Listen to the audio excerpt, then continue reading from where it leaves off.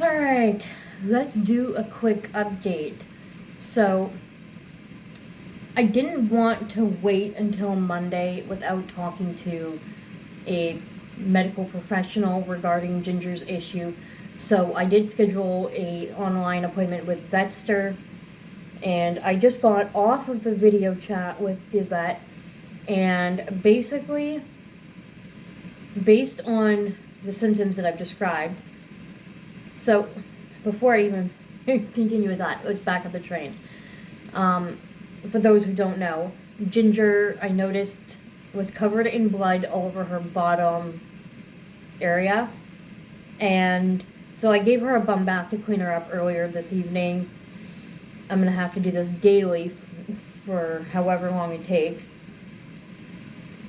But there are many reasons why a guinea pig might bleed from their private areas. Especially for females, it could be because of bladder stones or urine stones. It could be because of a urinary tract infection. It could be caused by a hormone issue, like pyometra. It could be cancerous, which I think pyometra and the cancer thing are linked together. Don't quote me. I'll have to do a little more research on it. But we don't know for certain that that's what it is. So to start with, the vet is going to prescribe an antibiotic as well as a pain management, probably Metacam. And she's going to be on that for, she didn't tell me the duration for that, but she told me that within 5 to 7 days, if there is absolutely no improvement or if things progress and get worse, then I will have to bring her into the in-person vet. And I will likely still do that just as a precautionary measure. Even once I get the antibiotics and the pain management and we start that course, I'm going to schedule an appointment for her to see the in-person vet. And we're going to try and, well, I'm going to have to set aside money, but I'm going to try and find out how much it's going to cost to get an x-ray done. I want to rule out bladder stones and things like that, just to be on the safe side. So that's what we're going to do for now to start, is just treat her with antibiotics and pain management to treat any kind of possible infection that might be going on. It is so hard with guinea pigs because even though she doesn't squeal when she urinates or defecates, they could still be in pain. They hide illness and injuries so well. But the vet believes that I might have caught this early enough that we can get this sorted out and back to normal. So that is my update regarding Ginger.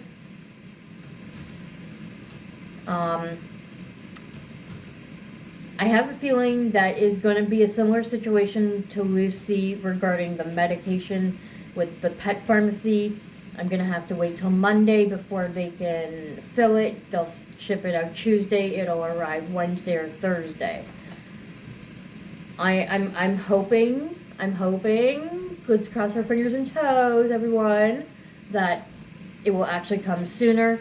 But unfortunately, a lot of pet medications are just medications that you can't just bring to a normal human pharmacy. Like,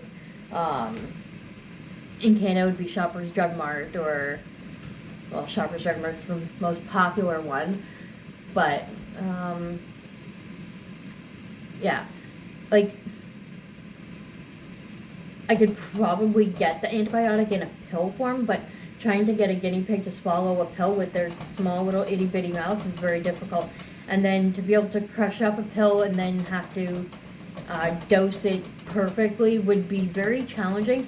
So it's just easier for a pet pharmacy to be able to dispense the medication, because that'll be specifically for the animals. And yeah, it's a long and complicated story.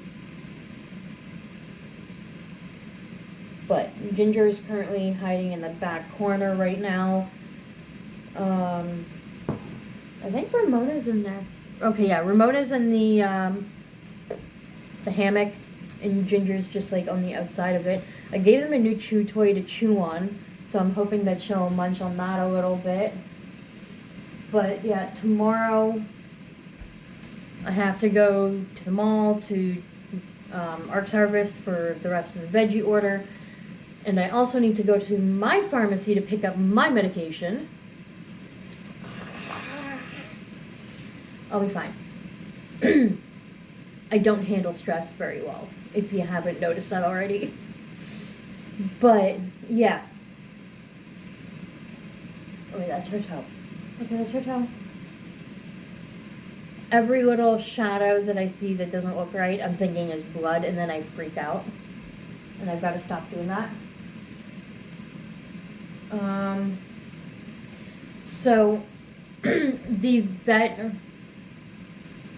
had told me something that was kind of contradicting, but not really. It makes perfect sense, actually. So she told me I shouldn't separate her from the herd because she's been with the herd for so long that if I separate her completely, it'll add extra stress on her. But then she suggested maybe trying to give her a section of the cage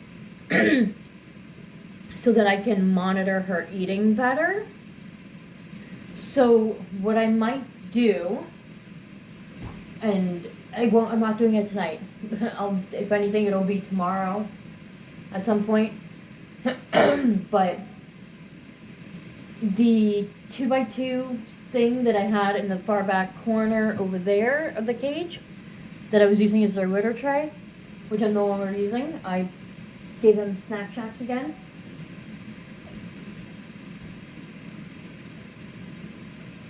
Savannah, leave her alone. But the thing I was using for the litter tray, what I might do is in that corner there, I might set up a little, I guess you could say kind of like hospital cage within the cage so that she can still interact with them, but it'll make it easier for cleanup because if she's bleeding from there, it's going to make a mess, and I don't want to have to do full entire cage cleans for this entire cage every single day. And I'm going to have to keep her space as clean as possible to avoid any like bacteria getting up there and stuff. Which also reminds me, the vet suggested not using like disposable bedding where the bacteria can stay contaminated. Now, I mean, no matter what bedding or substrate you use is going to be contaminated with urine and feces, and that's why doing continuous cleaning frequently is so important. So, I'm going to have to change up a few things that I do. It might mean doing 2 loads of laundry a day, so be it. It's fine. But, sorry, I've got like a frog in my throat again. But that's kind of also why I'm hoping to find more of the bigger size bath mats. Is that the light in that corner? I think that is. Yeah, this time that is. But I'm hoping to find the bigger size bath mats so that I could like have my main liner and then like big mat, basically kind of like double lining it so that each morning I strip a layer and then I replace it with clean, if that makes any sense. Rather than having a ton of these small ones and having like a mountain of laundry. I mean, no matter what, it's going to be extra work, and I'm just going to have to deal with it. And that's fine. Excuse me. Poor baby. Ginger.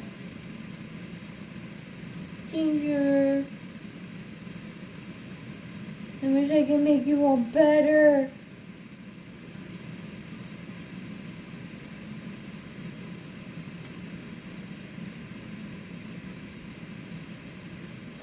So I keep checking on her. But yeah, that is the update with Ginger. so far. And yeah, I guess at this point I'll let you all know when I get the medications, when we start the medications, how I give her medications and so forth, just so that new guinea pig owners can learn from the experience. And yeah, we'll take it from there. Alright, thank you all for your love and support, and I will talk to you all next time. If you can't tell, I'm exhausted. But I love my guinea pigs.